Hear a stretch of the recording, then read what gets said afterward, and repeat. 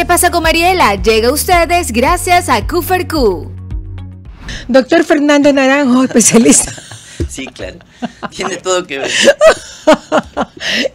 Todo que ver, claro, es que todo es un conjunto de todo, ¿no? Es medicina interna. La manifestación. Exacto. Vamos a hablar de las hepatopatías crónicas, enfermedad crónica del hígado, que son obviamente las causas más comunes: infecciones virales, consumo excesivo de alcohol, hepatopatía grasa no alcohólica, enfermedades autoinmunes, trastornos genéticos, uso de ciertos medicamentos. Doctor, bienvenido, qué importante, ¿no? Porque el hígado es el que filtra todo. Es en donde se metaboliza todo. Entonces se metaboliza todo. Medicamentos. El riñón filtra. Así es. El hígado metaboliza. Esa es la palabra lo perfecta. Procesa. Lo procesa. Es. Eso es lo perfecto. Ok. Ajá. Entonces, pobrecito, ¿no? Chiquito, Claro, hay que tratarlo bien. El hígado es tan noble que puede regenerarse. Eso es lo que usted decía el otro día. Lo que conversábamos. Claro, ¿no? Tenemos exacto. muchas opciones como para regenerar el hígado. Exacto. Hoy en día trabajamos con antioxidantes, antiinflamatorios, ya comprobados con ciencia, comprobados con evidencia científica.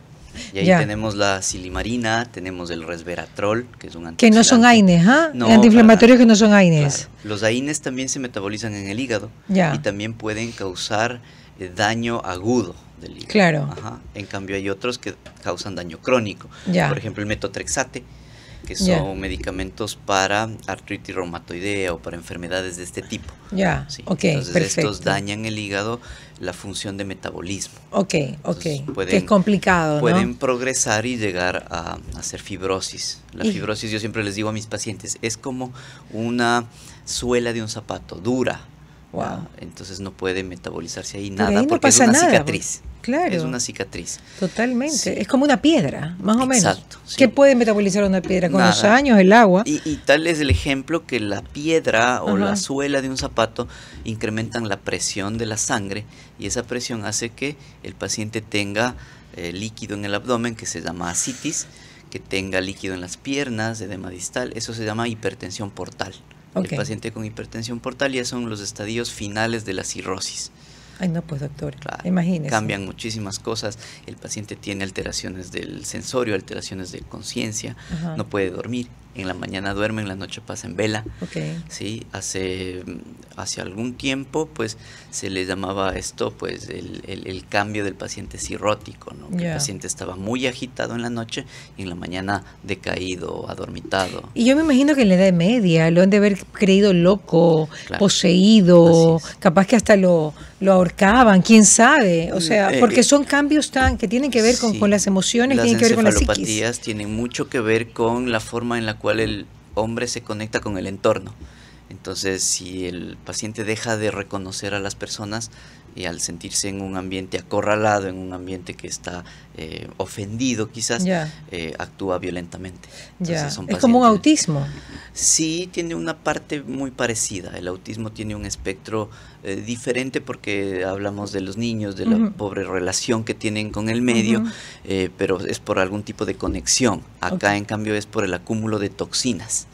Las toxinas que el hígado no puede procesar. Increíble, ¿no? ¿Y eso durante cuánto tiempo, doctor? La acumulación de toxinas, ¿de cuántos años más o menos? Hablamos de varios años. Un paciente que ha tomado alcohol toda su vida, digamos unos 20, 25 años, al final, ya cuando estamos hablando de los 25 años, se da cuenta que su hígado ya no funciona.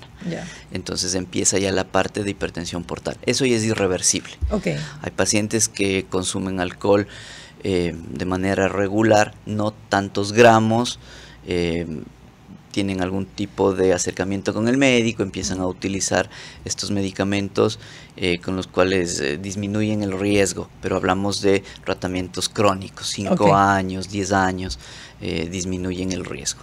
Doctor, perfecto. Entonces vamos a lo que nos corresponde, la hepatopatía crónica, pues, ¿cómo la podría definir? Son enfermedades que en el tiempo desarrollan fibrosis, desarrollan... Hablamos nada más de una, ¿no? Claro. Que es el alcohol, pero hay muchas. En general, ¿no? La del alcohol es una de las más conocidas. Claro. Pero hoy en día la más peligrosa, con la cual nosotros nos enfrentamos en el día a día, es con la hepatopatía del paciente con hígado graso, enfermedad del hígado graso no alcohólica. Entonces son pacientes con estilo de vida poco saludable, son pacientes que consumen comida grasa, que es más difícil procesarla, más difícil descomponerla, y son pacientes sedentarios que acumulan grasa en el hígado. Entonces se va haciendo un acúmulo de grasa que impide que el metabolismo sea adecuado. Ok, y esto realmente comienza a ser un verdadero problema, lo que la gente no lo ve como, digamos, como un riesgo. Es que no me da síntomas. Yo voy al médico cuando tengo síntomas, cuando me duele algo, la ciática, por ejemplo, ya corro del médico. Pero esto es algo que pasa silente. Cuando yo voy al médico es cuando ya tengo manifestaciones. El paciente se pone ictérico, amarillo, ¿ya? O el paciente ya acude por insomnio, acude por hinchazón de las piernas, o en los exámenes ocupacionales se encuentra que tiene alteración de la función del hígado.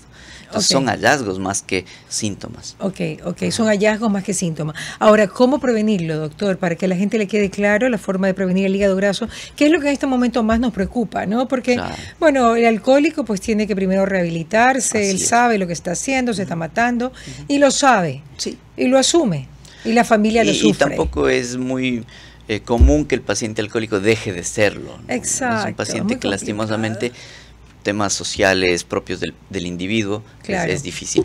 Pero el paciente con enfermedades metabólicas o con enfermedades que dependen, el hígado se daña por medicamentos, por ejemplo, consultar al médico para ir cambiando este tipo de medicamentos o para que suplementemos de alguna forma con algún componente como la coenzima Q10, como la silimarina, como el resveratrol, que son medicamentos que pueden desinflamar. Actúan como antiinflamatorios, antioxidantes. ¿Así actúan? Sí, claro. Como antiinflamatorios naturales, la coenzima Q10 y la silimarina. Sí, conversamos la vez anterior, son derivados de algas. ¿Sí? Entonces, pero ¿de qué manera pueden ser un antiinflamatorio si no son AINES? O sea, uno es un ignorante, doctor, pero uno cree que el antiinflamatorio tiene que desinflamar las cosas en el momento, porque hemos estado acostumbrados a los AINES. Claro. Lo que pasa es que estábamos acostumbrados a vías inmediatas de inflamación. Las vías que dependen de la ciclooxigenasa, que es una enzima que es la que provoca dolor. Y como el dolor es el que me lleva a consultar y el que tengo que aliviarlo, utilizamos estos antiinflamatorios que son bastante rápidos, agudos, que es la familia de los AINES. Pero tenemos otras vías inflamatorias, muchísimas vías inflamatorias. Incluso hoy se habla de vías canónicas y no canónicas, es decir, típicas y alternativas. Entonces, canónicas, claro, o sea, ortodoxas. Así es. Entonces, en las vías típicas tenemos estas, las de la ciclooxigenasa, y en las vías no típicas o alternativas tenemos las vías de los de las sustancias que reaccionan al oxígeno, por ejemplo, el estrés oxidativo. El estrés oxidativo provoca dolor, inflamación también, la disminución de óxido nítrico, que provoca que los vasos se hagan pequeñitos, que no circule mucha sangre. Tenemos las vías que dependen de algunas células como los linfocitos. Entonces ahí actúan estos medicamentos como antioxidantes. Exacto. Como antioxidantes. Antioxidantes. El paciente con oxidación elevada disminuye la capacidad de que la célula funcione adecuadamente. Entonces es como que es el mismo ejemplo. El óxido que hace en el metal lo vuelve café de una forma inadecuada y así mismo la célula se pone así como el óxido. La célula tal cual. Así como negruzca. Así es óxido. Es óxido literal. Entonces yo quito los radicales libres de oxígeno, los que están haciendo este proceso inflamatorio. Q y silimarina. Y el resveratrol y algunos otros que tienen el complejo Kupfer, ¿no? Y voy limpiando.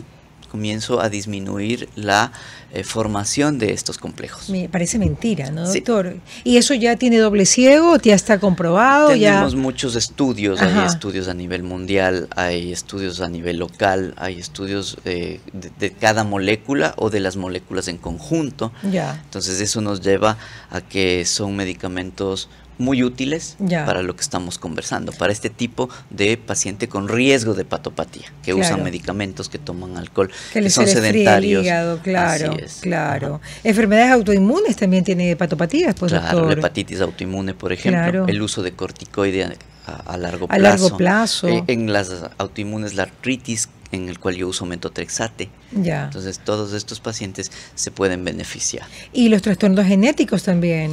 Sí, son mucho menos comunes, la hemocromatosis y todo esto se detecta a tempranas edades, pero también está dentro de las posibilidades. Y el uso de ciertos medicamentos tengo también aquí. Ajá, sí, los AINES, algunos anticonvulsivantes, pacientes que tienen epilepsia y tienen que utilizar estos medicamentos. Total. El metotrexate lo vuelvo a decir, y así algunos pacientes, que, por ejemplo, los pacientes VIH que utilizan terapia antirretroviral.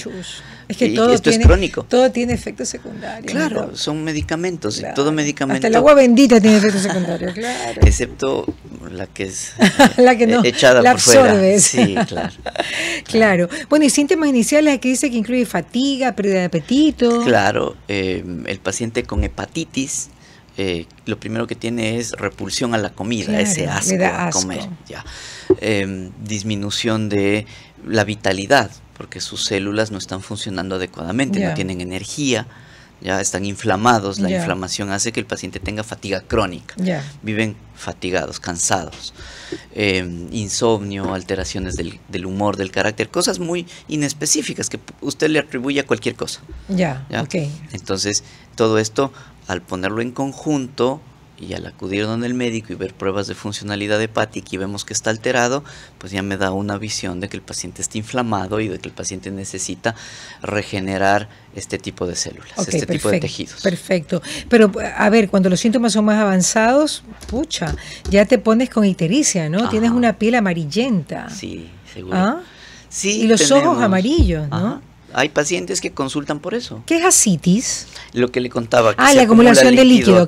Hemorragias también, ¿no? Sí, porque en el hígado se forman factores de coagulación, factores que impiden que el paciente sangre. Entonces, ya cuando no funcionan estas células, no se